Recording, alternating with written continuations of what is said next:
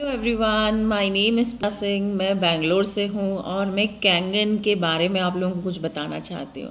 Kangen machine इस्तेमाल करते हुए अभी सिर्फ मुझे 15 दिन हुए हैं। विश्वास कीजिए कि इन 15 दिनों में मुझे नहीं पता मेरे शरीर में अंदर क्या बदलाव आए हैं, लेकिन जितना हम महसूस कर पा रहे हैं एज अ लेडी, मुझे इतना समझ में आया कि मेरे जो गैस्ट्रिक प्रॉब्लम था, जो कि मैं कई सालों से परेशान थी, वो गैस्ट्रिक मान के चलिए 1% बॉडी में रह गया है। 1% भी मैं बोलूँगी माइनस में जाने वाला है ये बहुत जल्दी। I can imagine the results. और मेरे घुटनों का दर्द अपने आप चला गया।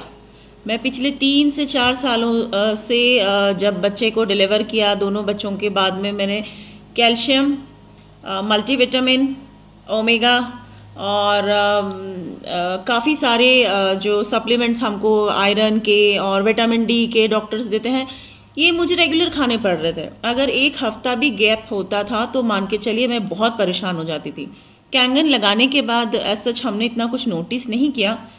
एक दिन बच्चे को नहलाने के बाद, स्कूल भेजने के बाद आई रियलाइज कि मैंने बिना स्टूल के बैठे हुए उसको नहला के और स्कूल के लिए रवाना भी कर दिया।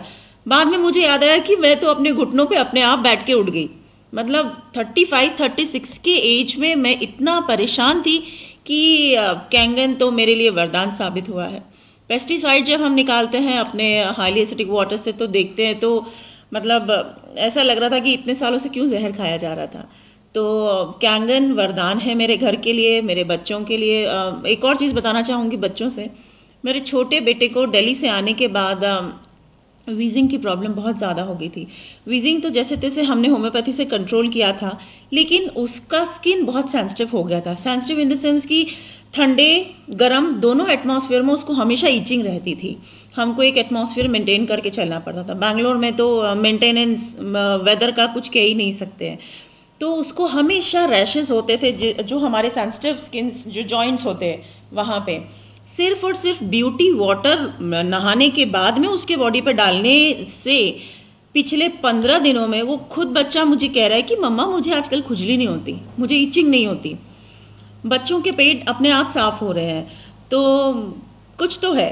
अगर आप अभी भी विश्वास नहीं कर रहे हैं, मतलब प्लीज़ प्लीज़ इसको करिए। अपने परिवार की हेल्थ से कॉम्प्रोमाइज़ मत कीजिए। हम थोड़ा लेट हो गए प्लीज़ आप लेट मत होइए। Thank you so much.